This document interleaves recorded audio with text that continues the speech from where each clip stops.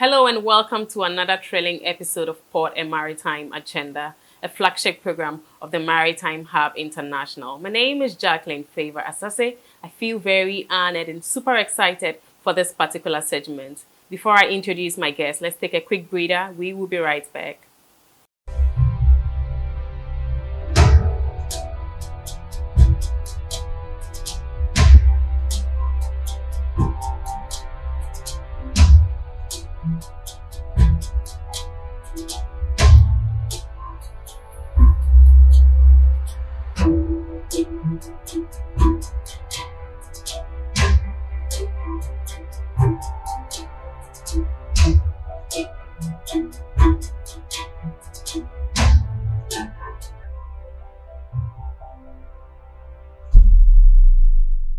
Welcome back from the very quick break. If you just joined us, this is Port and Maritime Agenda. My guest today is a dredging expert. He has over 40 years experience. He's no other Captain Ahmed Ansah Khan. He's a dredging expert. He is my guest today on Port and Maritime Agenda. Hello, Captain. How are you? I'm good. Good to see you again. Fine, thank you. Same here. How have you been? It has been busy days and years, but it's worth going about. Oh, interesting. I think it's been a year. We've had this one-on-one conversation, and we are so honored again for receiving us. Thank you so much. How is we are in the third quarter, quarter of the year. How has it been for you so far? Things have been good, though pretty hectic. Wow. I think in my intro, I mentioned that you have over 40 years experience. Can you tell us more about that? Yeah, I've been lucky that I joined this industry when I was very young, Okay. about 17 and a half years old. 17 and a half. Yeah, so it has been long time.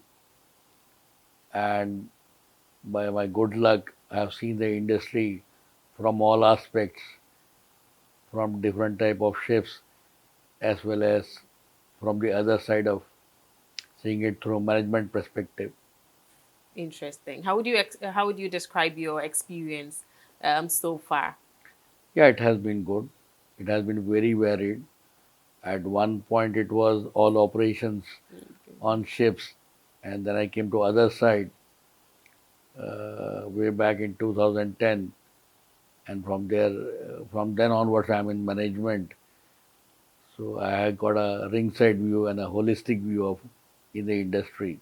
Wow. It has been quite rewarding. Interesting. I think I'm sure that throughout your 40 years, there have been some form of challenges that you've encountered. Do you mind sharing one with us? Yeah, marine itself is a challenging field, Okay. and dredging being a subset and a specialized version of marine has more challenges. It's quite technical, manpower is very limited, trained staff is not available, not only in Ghana, everywhere in the world. And because a mixture of marine and civil engineering, it becomes more daunting and challenging for the people who join. But once they come in, they realize what they're doing is very worthwhile and brings change to everybody's life. Though he may not be on water, but directly or indirectly, this industry benefits all. Oh, okay. But have there been any improvements over the years comparing the act of dredging now over the past few years? Yeah, techniques have been changing throughout. Actually, dredging industry, though it started way back in China and Egypt in ancient times, Okay. but in modern times, it has been a European affair. Basically, Holland and Belgium, they were leading because they face the worth of North Sea. North Sea is quite rough, as well as these two countries are below sea level. Especially large part of Holland is below sea level. So there has been a battle between humans and sea as far as Dutch history goes. And dredging basically came as a response to challenging being posed by nature to Holland and Belgium. and from then onwards techniques developed, and before it was protecting land from sea. Now it has taken a very wide dimension. Now you deepen the sea for ships to come in, you do dredging for wind farming, you do dredging for oil and gas, you create land like Singapore has increased about 35% of its land mass by dredging itself. Singapore, the Jurong airport is on water.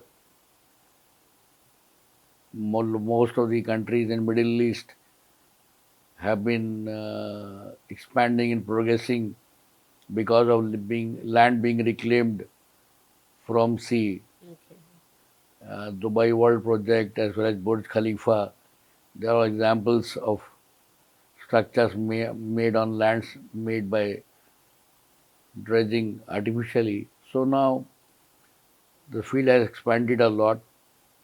Technology has come in a big way. Okay.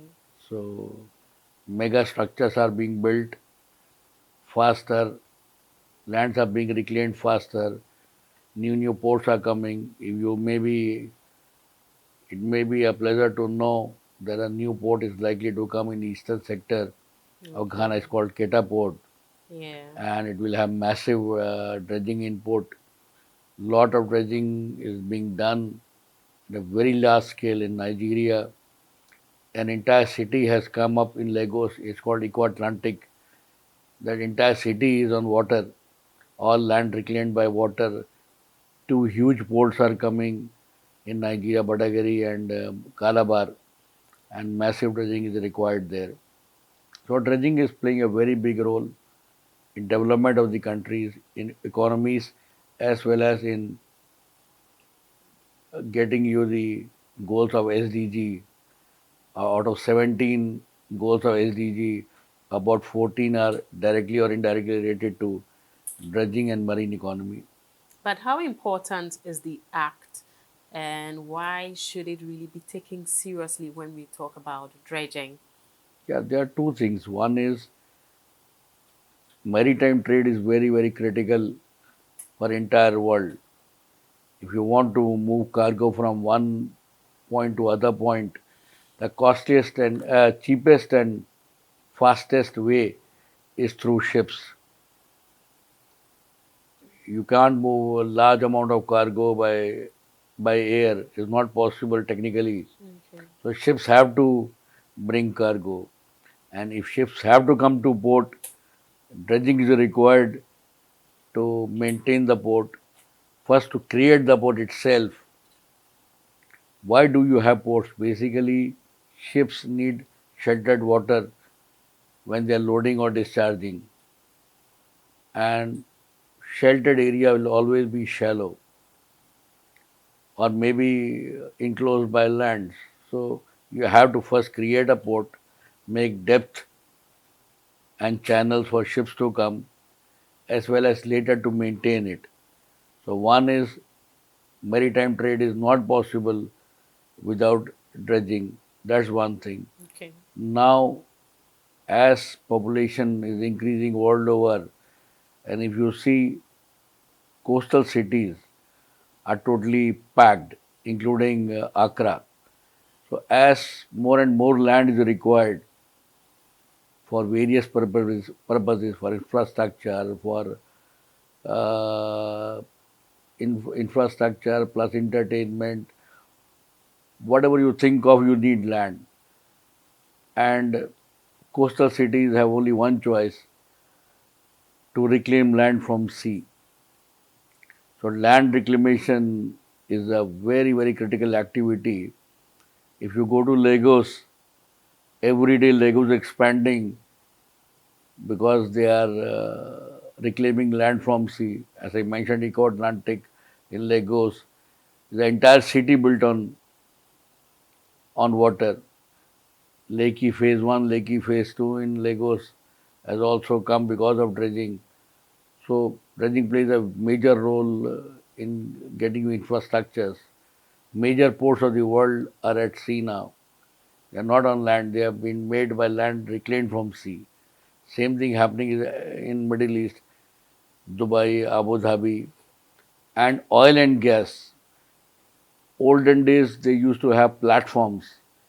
Now instead of having platform, it's better to have an artificial island and do drilling from the island because it's more sustainable and as well as environmentally friendly. So now for oil and gas sector, dredging is being done on a massive scale, and not only at sea, like rivers. Okay. Rivers floods happen because rivers lose capacity to carry water because of sedimentation. Rivers have to be maintained. Like if you take example of Ghana, the northern region gets flooded almost every year on annual basis because white water overflows whenever they open dam in Burkina Faso. So for that you need dredging. Now all the hydropower dams like all the dams of VRA, Veja Dam, Ovasi Dam, they're all silted. They lost the capacity to carry water. So at one point you're not getting drinking water. At the same time, when you have heavy rains, they have to spill. Recently they've spilled the Kusumbo Dam. So long-term solution again is to restore the capacity of the dams not only in Ghana, all over the world. So dredging touches you directly, indirectly in almost all human activities, and it's spread worldwide now in a different sectors. So dredging is one of the most important pillars of any modern economy. But how expensive is the act? Expensive, yes, it is capital intensive industry because ships and equipment are very costly. They are being made in Europe uh, at the moment now. China has come into this industry, so cost is coming down.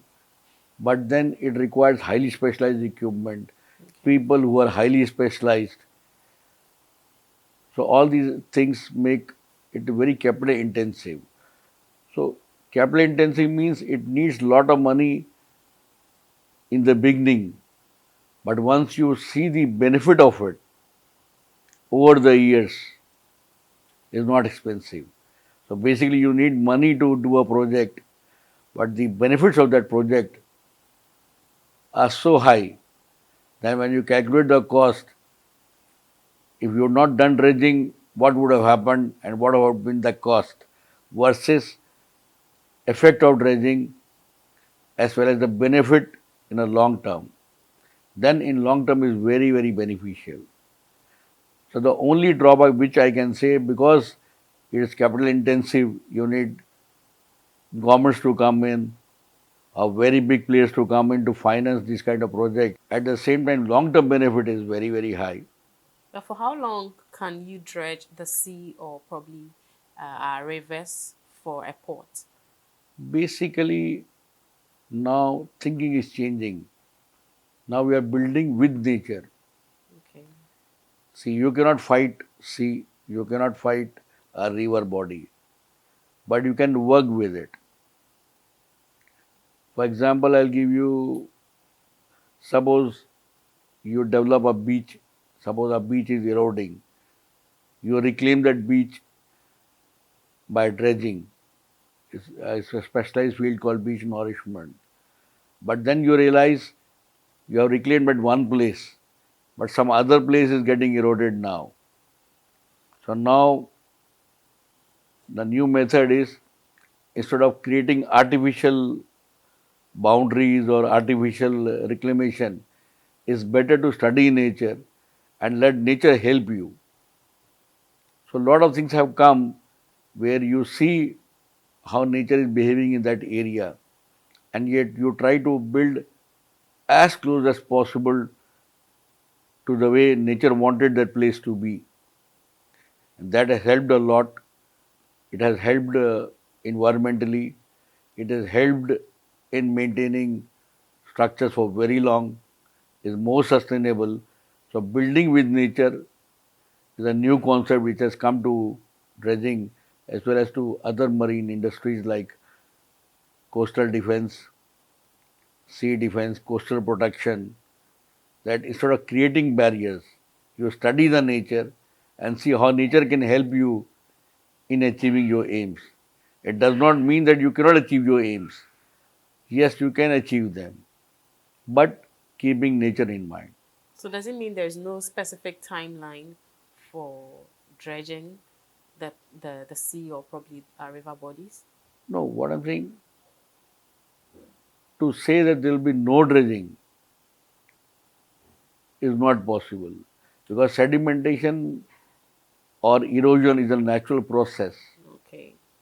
Like if you have read, continent of Africa is breaking into two now because of tectonic plate shifts. So all these phenomena are of nature. You cannot, and nature has one thing in common, that nature wants change. So shape of continents will be changing, river course will be changing. Okay. It's a natural process. But because of human activities, we create barriers. This is Port and Maritime Agenda. We're taking a quick break. We'll be right back.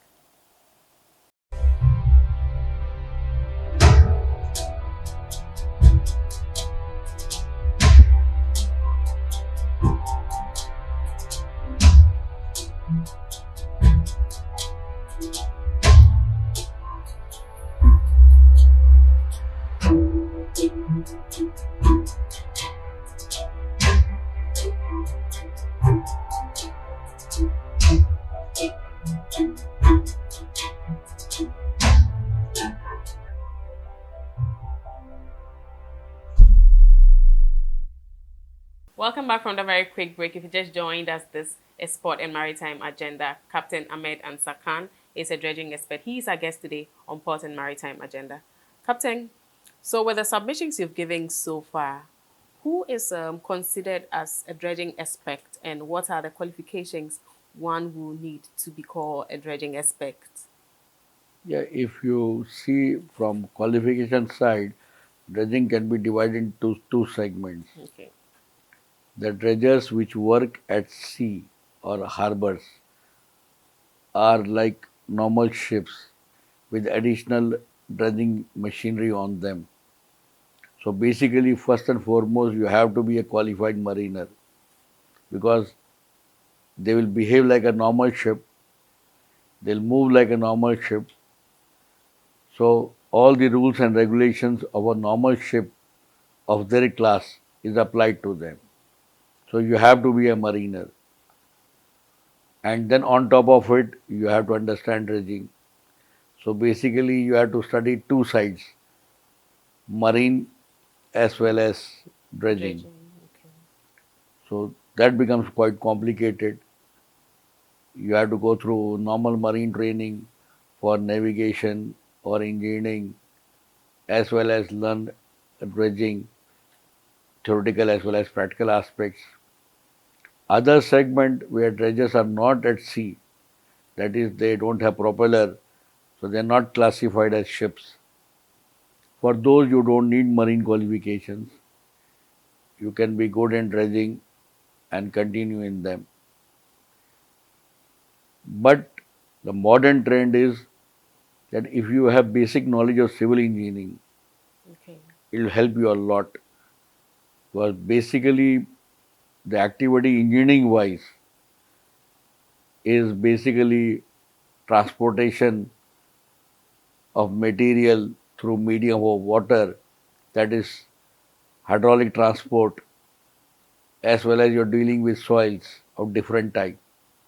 So basically, if you have basic grounding in civil engineering, especially civil engineering has a branch which is akin to engineering knowledge pertaining to sea, seabed, rivers. So if you have those kind of qualifications, it will help you to understand. They may be shifted to some other place Like I'll give you an example. Suez Canal has been expanded now to make it a double lane channel. Lot of intervention was done even on the social impact of it, positive as well as negative. And it was so costly project, it was in billions of euro and was to be done in only in 1 year. Hmm. Government of Egypt did not have money. They advertised in the newspaper that anybody who wants to contribute can come and deposit any amount, small or big, for that project in a given account. And you'll be surprised that normal, ordinary people of Egypt, Egyptians contributed, men, women, everybody. Oh, okay. And government had did not borrow practically from anywhere. It was funded by people themselves, billion of euro projects. So I'm saying gamut of this is very, very huge. And you can understand that it was a national issue for Egyptians, that each and every Egyptian practically participated in that project, even through contributing small as $1 from his pocket to make that project success. That project was completed exactly in 365 days. Dredgers from all over the world were assembled. 42 big dredgers were working at the same time. And best part of it, Suez Canal was not closed. Normal shipping continued and dredging happened. And now Suez Canal is a double lane canal.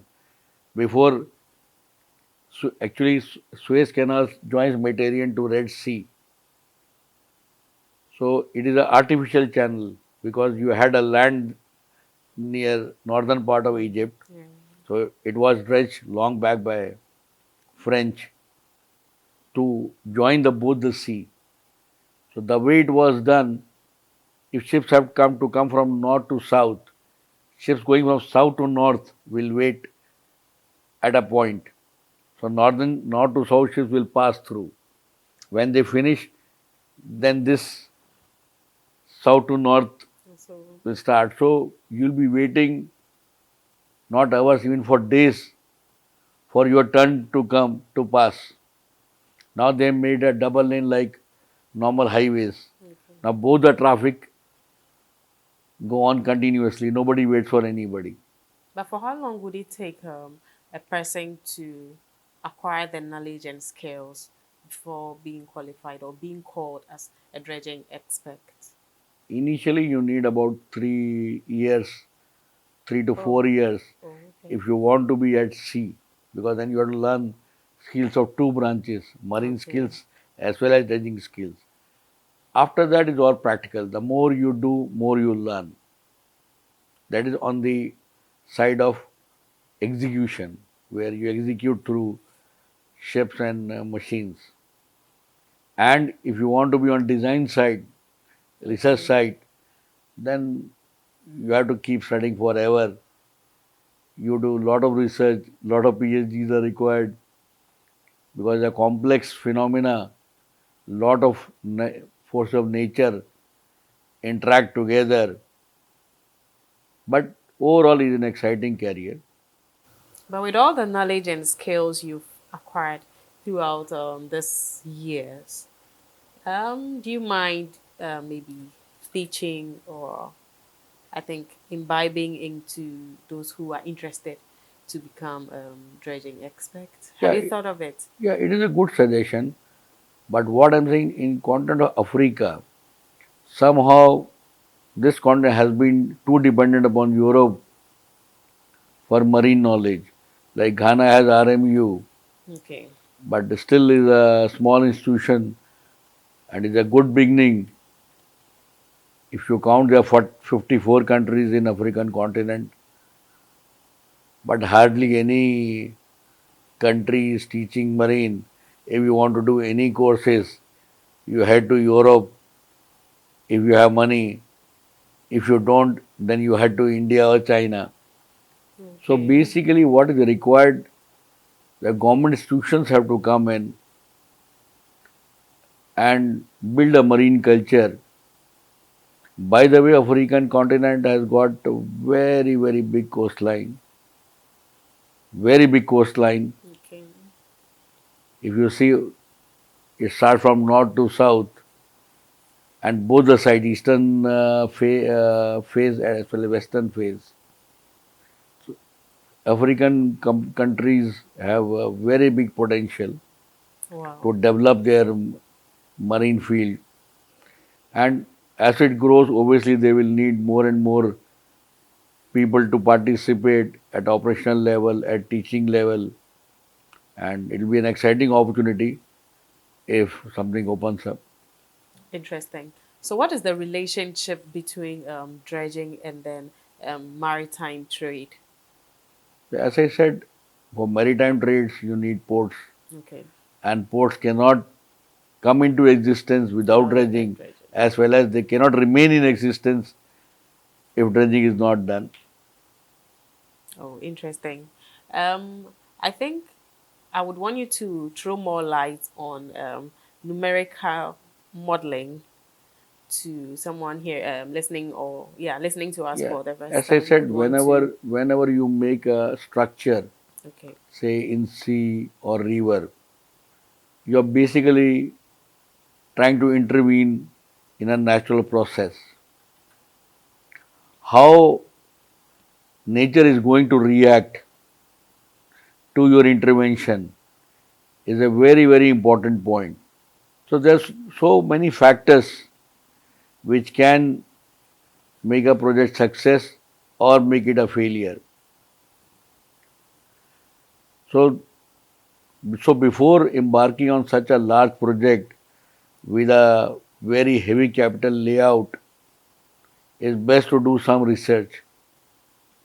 So once you do research, you need modeling to see how the various forces will interact with each other when you have intervened with some structures or some kind of intervention. So there are two methods. One is to make a scale model of the project and inject each and every element and see the behavior. It is quite a challenging one, but then if it is done well, it can be even better than actual physical modeling. This is Port and Maritime Agenda. We're taking a quick break. We'll be right back.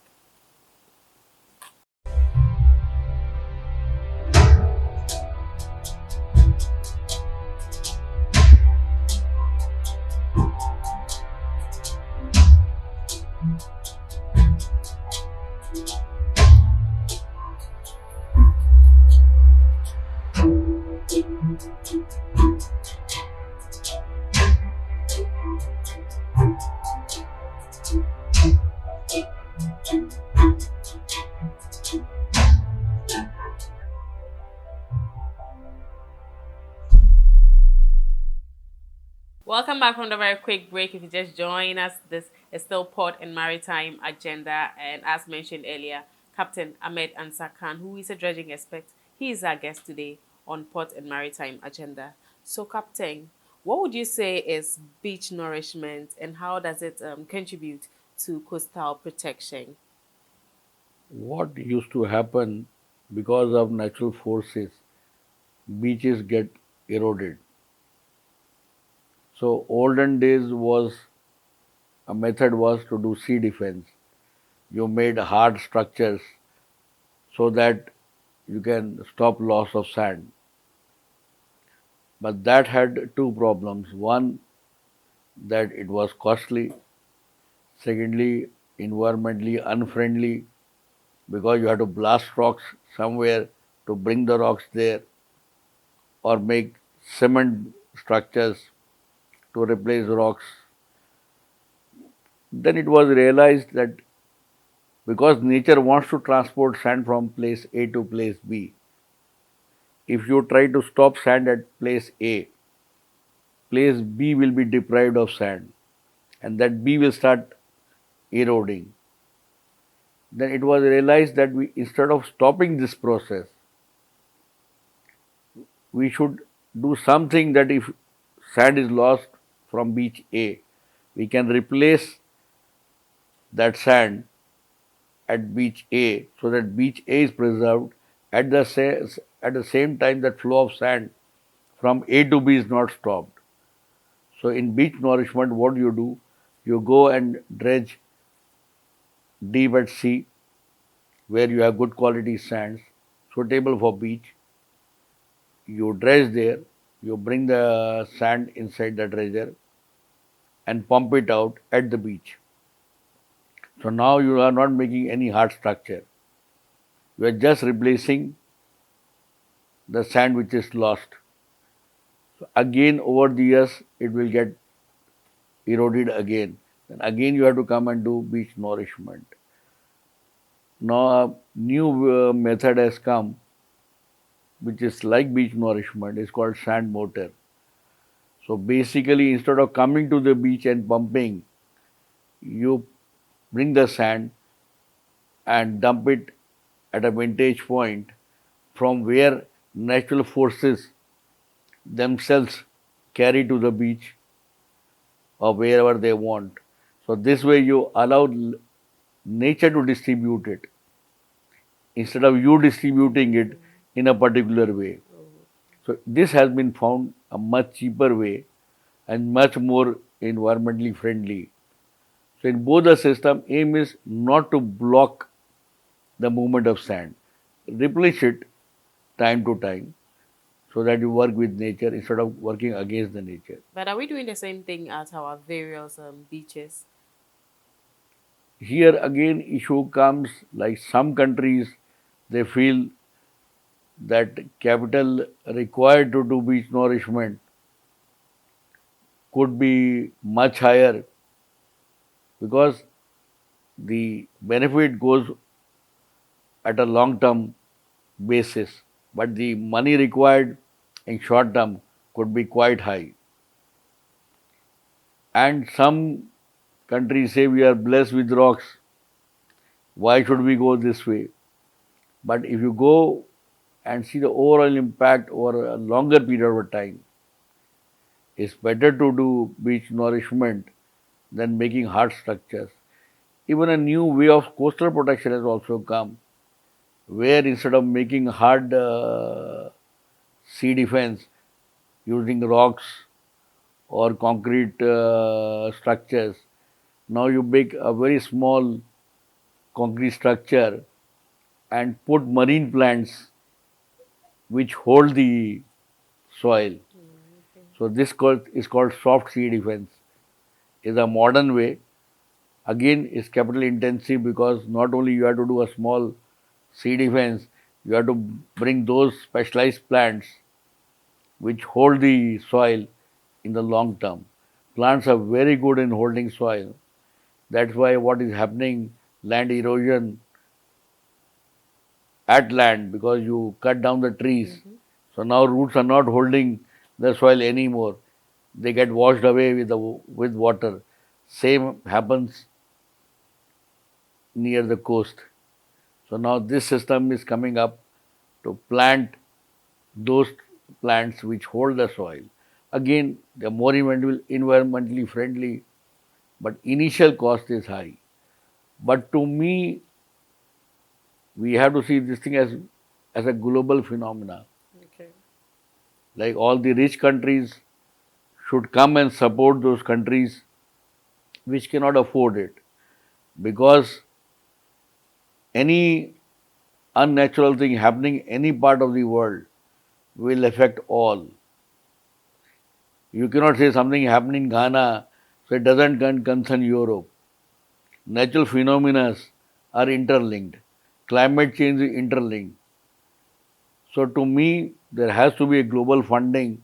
It is happening. There's some funding called Blue Ocean Economy. A new concept has come through World Bank and other donor agencies where they're investing money in blue ocean economy, especially in those countries which need it but don't have funds.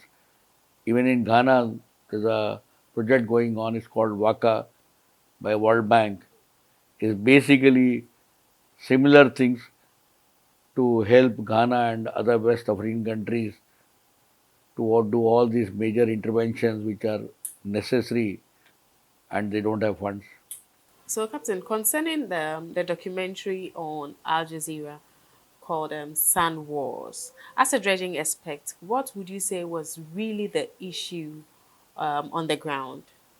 We should commend Al Jazeera on making the documentary. It put light on a subject which is not well known Okay.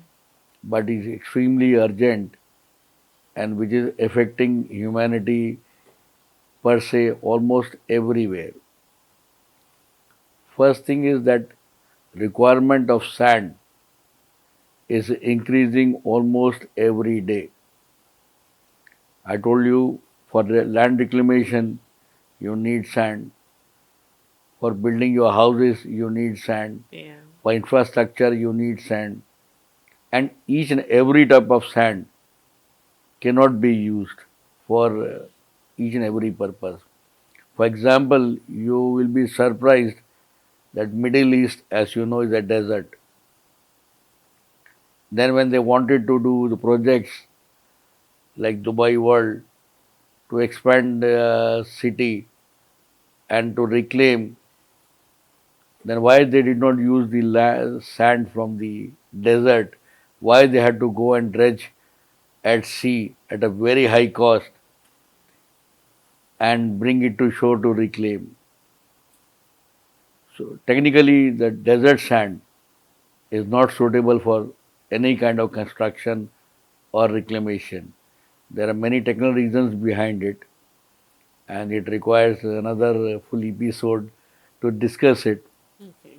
So, the sand which is required for activities is very, very limited, and each and every country requires.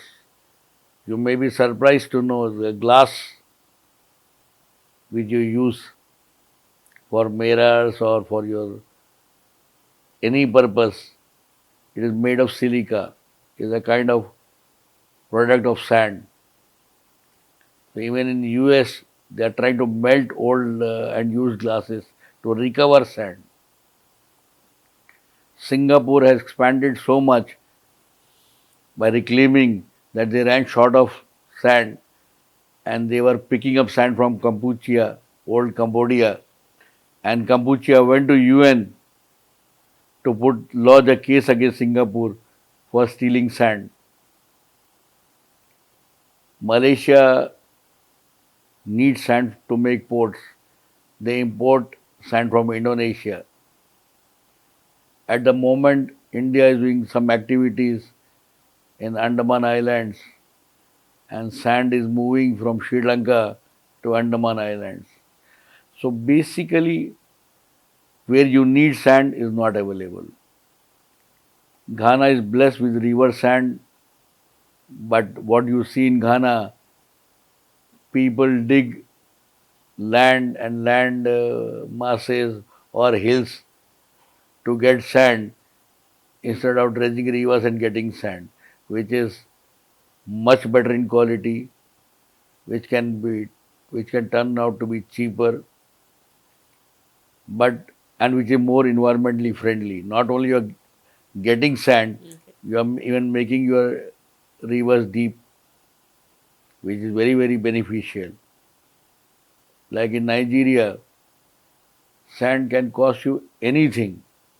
Mm. It's as precious as gold in Nigeria. Oh, okay. So people guard their sand as though they're guarding their gold. In Morocco, beaches are handed over to military. Military personnel do give security to the beaches so the people don't steal sand from the beaches in Morocco. Wow. So sand is a commodity which is lesser known but at the moment is as precious as gold. Then I think there's a lot we can harness from our ocean blue economy because winning the sand cannot be done by any lay person, or we need the experts on the ground. See, the humans, the early we realize that we cannot fight the nature. We have to live with the nature.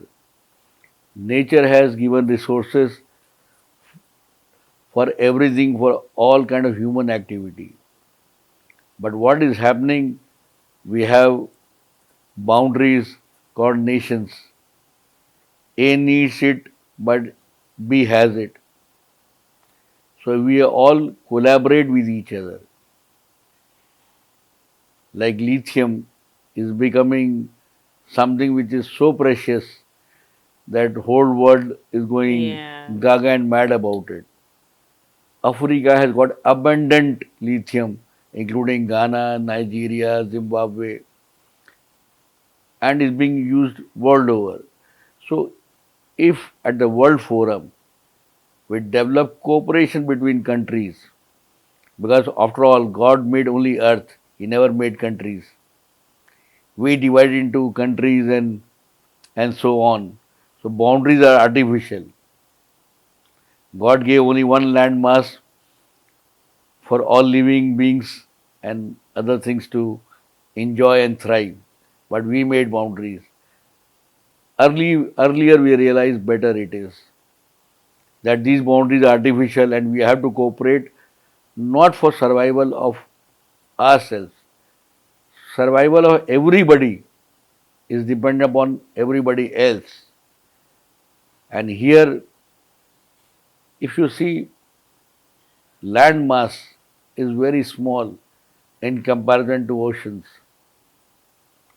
And whatever we have on the land is not even 10% of the Oh, resources which we have at sea.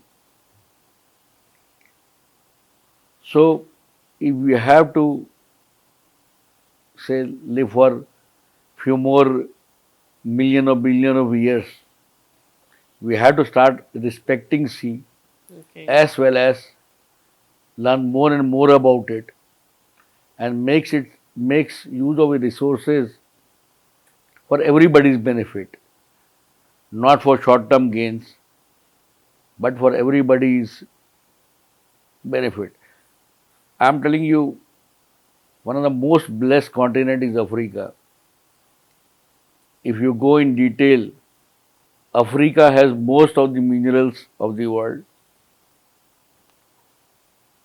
All the major oil producing countries are African, except few in the Middle East. Lithium, you are abundant with lithium. Zimbabwe is literally sleeping on gold and diamond. And even Ghana is It's blessed. also, yeah. But then, because resources are not being used properly, they are not being researched properly. So we are losing our resources. So to me, blue economy is one of the initiative which is telling humanity to cooperate with each other Okay. so that we live with environment and live for as long as possible. Yeah, one day one will end, world will end, not only for as given in scriptures. Okay. By physics itself, we know that world will come to an end. But if we really do efforts, it will not come to an end prematurely. Well said. Still on dredging, what role do you think dredging can play in harnessing wind energy as a source of yeah, green energy? Yeah. Yeah, see, you have to realize that fossil fuels are are very, very limited. I'll tell you a small story. Okay. When Dubai found oil, the Amir of Dubai came on TV and he said, I have a good news and I have a bad news for citizen of Dubai. So he said, good news is that we have found oil. Bad news is that it will not last forever. So oil is not going to last forever. That's one point. You have to find an alternative to fossil fuels. They are not going to last forever. Secondly, as our knowledge of climate change is increasing, we are realizing the major damage to climate is being done by fossil fuels.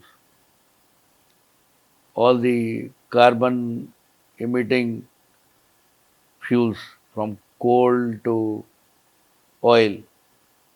So one side supply is limited, it's going to end in a finite time. Secondly, by the time it will end, it would have damaged climate so much that we may not exist, or our quality of life would have gone very, very low. So then, how to feed the hunger for energy to the world? One is solar energy. Solar energy has got its own problem. You need batteries, you need lithium, you need big and big batteries, and batteries are not very environmentally friendly. Disposing batteries is a very, very difficult task. So, solar has its limitation. Then, what else we can do? One is wind energy. Some areas of the world they are so windy that at one time it was a problem for mariners because of heavy winds. Navigation was difficult. At the same time, you can put turbines at sea, especially North Sea. You can see turbines. So turbines move. So as it's moving, turbines are generating power, and that power can be used for all energy requirements. So wind energy is one of the best renewable energy source which does not cost much in operations. Though initially you need lot of capital to set up a wind farm, but in long run you have a cheap electricity source, and this has been successfully done in most of the European countries. I'm sure we'll get there. The conversation has been interesting so far, but we would really have to wrap it here. Yeah, what I would say that people should take more and more interest in marine fields because again I said land mass is very, very small with respect to sea, and if it has world has to develop in an environmentally friendly way, you have to look at oceans, and to look at oceans you need youngsters to look at oceans, the carriers which ocean can give, from shipping to research, to develop new things, to develop new methods. So you need bright minds who are young, motivated, and who are ready to make difference to the world. Oh, okay. Thank you so much, Captain, Thank you for so much. receiving us. We are so honored.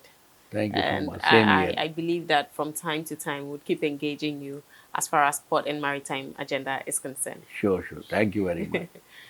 So, viewers, this is how we wrap up on today's episode of Port and Maritime Agenda. Captain Ahmed Ansah Khan has been our guest. He has over 40 years' experience in dredging. It's no joke at all, and it's an honor for us to have him on our show, having a wonderful conversation with him. A big thanks to my crew, Naya and Bismarck, the darling boy, for doing the switching from one end to the other. Yeah, I realized that Ruth was just switching and then panning the camera. Kudos to all of them. I really appreciate them. And my beautiful outfit also was put together by Peace Collection. Yes, Peace Collection. My hair, yeah, I bought it myself. That's how I wrap it up here. My name is Jacqueline Favor Asase. Enjoy the rest of our programs.